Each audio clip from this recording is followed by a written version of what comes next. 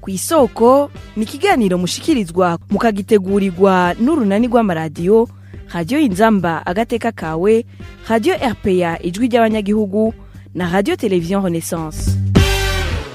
Ivyegeranyo vy'amashirahamwe aharanira agateka zina muntu bimaze igihe vyerekana ko ivyaha vy'ubwicanyi bikibandanya mu Burundi, aho usanga ibiziga bitorwa hirya no hino, eka mbere hakaba n'abicwa ku mugaragaro. Igitangaje ugasanga nta matohoza yigeze aba kugira abakoze ayo mabi bakurikiranwe bahanwe n'ubutungane.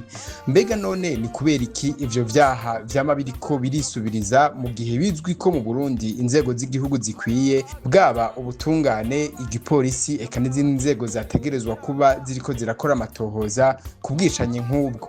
Inyishu y'ivyo bibazo ni muri kino kiganiro kw'isoko mugiye gushikirizwa na jewe Revere Bazikamwe. Ndabahaye ikaze.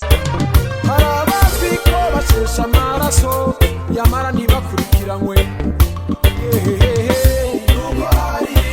Mu Burundi haracibonekeza abantu banyuruzwa bagatorwa ari biziga, abandi bakicwa bene umurango babona. Muri ano mezi atatu y'umwaka w'2026 ubwo bubisha kenshi bukorwa n'abajeje umutekano, imbonerakure bene abihora, bwagiye buribonekeza mu ntara zitandukanye z'igihugu nk'uko mugenzi wacu Elvis niyo mwungera bidushikiriza. Ubwo bwicanyi buri ubwoko bwinshi, harabicwa babanje kunyuruzwa ababo ntibamenye irengero, harabapfa biturutse ku mishamirano, harabicwa n'abajejwe umutekano bene umurango babona, eka hakaba n'abandi bicwa n'abanyagihugu mu ntumbero yo guhora uwabo. Ubwo bwicanyi rero bubandanya buhekura abanyagihugu ahatandwi yijana ibimenyesha makuru bitandukanye, bikanabajejwe agateka ka zina muntu baterekanye ayo mabi abera mu Burundi. Ingeso yo kwihanira muri no misi niyo yeze, aho umuntu yicwa, aho bene umuntu bokwituye ubutungane bakihutira kwihora, abantu bakasiga ubuzima. Ibikorwa kenshi abajeje intwaro canke umutekano babona bakarengerwa. Abatari bake iyo ngendo ikaba itanguye kubatera ubwoba. Ivyo vyarashitse mu ntango za kuno kwezi, aho ku mutumba Murago, zone Maramvya, komine n'intara ya Gitega, hari umuntu yategerewe avuye kugurisha inka akicwa arashwe. Bukeye abamwishe bahigishwa uruhindu, abanyagihugu barishe batatu izuba riva, abajejwe intwaro barorera, abajejwe umutekano bakaba bahashitse akaba kabaye. Ubwicanyi nk'ubwo burakunda kwibonekeza kandi aho abantu bagandagurwa, bamwe bicishijwe imipanga, abandi baturiwe bagirizwa uburozi. Akarorero ka vuba n'umukenyezi yitwa Nzikobanyanka yagandaguwe yagirizwa uburozi izuba riva muri komine Ntahangwa, intara ya Bujumbura. Abandi bakenyezi kenshi bicwa bazira amatati yo mu miryango. Akarorero nk'uko tubikura mu cegeranyo c'umuhare w'abakenyezi amahoro n'umutekano mu Burundi, n'umukenyezi yitwa Arino ku mutumba Nyamigina, zone Kabanga, yishwe n'umugabo wiwe, na Sharilote w'imyaka 75 waho nyene Kabanga yishwe n'umukwe wiwe. Aho ntitworeka kuvuga abicwa n'imbonerakure n'abajejwe umutekano. Hakizimana Jean Dodier yapfiriye mu gasho ka komisariya y'Igitega azize amahire yakubiswe n'imbonerakure, na Niyongabo Eric yishwe arashwe n'umupolisi muri komine ya Gitega.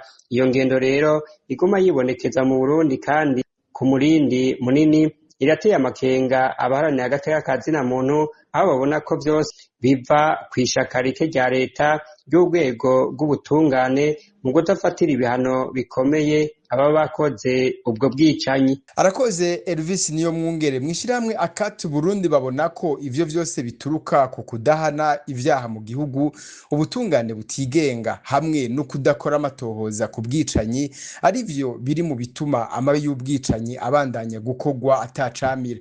Ivyo ngo vyerekana neza ko benshi mu bakekwa gukora ayo mabi baba arabo mu nzego za leta cangwa bashigikiwe n'ubutegetsi bwa CNDD-FDD.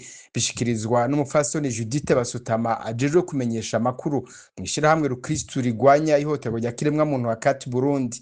Akaba afise amakenga ko hamwe igihugu cobandanya gica kubiri n'amategeko akingira umunyagihugu, hashobora kwiyongera ingeso yo kwihanira eka n'ubundi bugizi bwa nabi. Twabonye ko hakiri ivyaha bikomeye nk'ubwicanyi, kunyuruza abantu no guhohotera ubuzima bwa kiremwa muntu. Ariko kandi twabonye ko atacaha na kimwe mu vyakozwe cigeze gihanwa, bisigura ko ababikora baguma bidegembya. Icambere rero gituma ivyaha vyisubiriza ni ukudahana. Iyo ivyaha bikomeye bibaye ntihagire uwubibazwa canke ngo abikurikiranwe ko mu butungane, bituma abandi babandanya babikora badatinya ikintu na kimwe.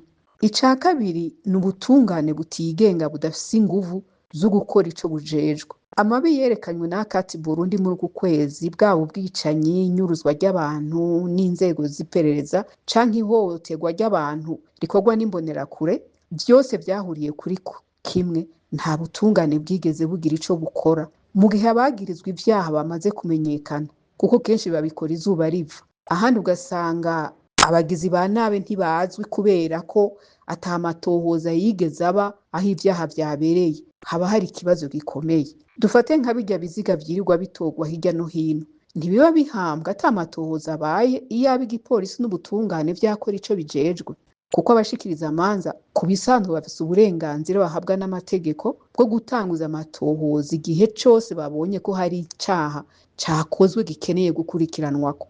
Ariko siko biri, kubera ubutungane buri mu kwaha k'ubutegetsi. Ariko kandi ntitwokwibagira ko amaba mwamwe akorwa n'inzego za leta canke abantu bashigikiwe n'ubutegetsi, bisigura ko iyo ubutegetsi bubifisemwo uruhara bigoye ko bahanwa. Ibi kandi by'ubutungane budakora bifise ingaruka nayo nyene ituma ivyaha bibandanya, kuko abanyagihugu ntibizera ubutungane ko bushobora kubatunganiriza. Ugasanga hari abafata ingingo yo kwihanira, ahandi naho bagatinya kuvuga canke gutanga amakuru ku bibera mu kibano. Ivyo vyose bigatuma amabi aguma yiyongera. Dushingiye rero ku vyo tubona muri akati, tugafatira no ku matohoza yama igira, ikabona ko ivyaha biguma vyiyongeraho kugabanuka, akati Burundi ntiyobura amakenga. Impungenge zifatiye cane cane kuri leta y'u Burundi itacubahiriza itegeko na rimwe, na cane cane ibwirizwa shingiro, kuko ibwirizwa shingiro riha ikibanza ca mbere ubuzima bwa kiremwa muntu. Mu gihe rero hari ukudahana nk'uko kwibonekeza, abanyagihugu bagata icizere mu butungane, hashobora kuba kwihanira. Ivyo navyo ntivyobura gutera amakenga navyo nyene. Ubu hoho Burundi bwimirije amatora, dufise amakenga ko atagikozwe n'ibintu bishobora kunyuka. Nico gituma akati Burundi iguma isaba ko amategeko yo kubahirizwa, ko haba ubutungane bwigenga, kandi ko abakoze ivyaha boshikirizwa ubutungane kugira bahanwe hisunze amategeko, kuko agateka ka zina muntu gashobora gukingirwa gusa igihe hari ubutungane, ukuri no guhana abakoze ivyaha. Iyo ivyo bidakozwe, amabi azoguma yiyongera. Judith Basutama akaba yari kuri mikro ya bagenzi bacu ba radio Inzamba Agateka kawe. Mwabikurikiye ko ibiriko biraba mu Burundi ari kubera inzego za leta zitariko zirakora akazi kazo, kubera izo nzego ziziziwe n'ubutegetsi. Abakora ivyo vyaha nabo bakaba baba bashigikiwe n'ubutegetsi, kuko bikorwa n'imbonerakure n'abandi baba bari mu nzego z'umutekano. Ni hano duciye dusozerera ikiganiro kw'isoko twariko turabashikiriza. Mwakoze mwese abariko baradukurikira, mwagishikirijwe na jewe Revere Bazikamwe. Naho ubutaha. Harabazi ko bashesha amaraso yamara ntibakure. Cari ikiganiro kw'isoko.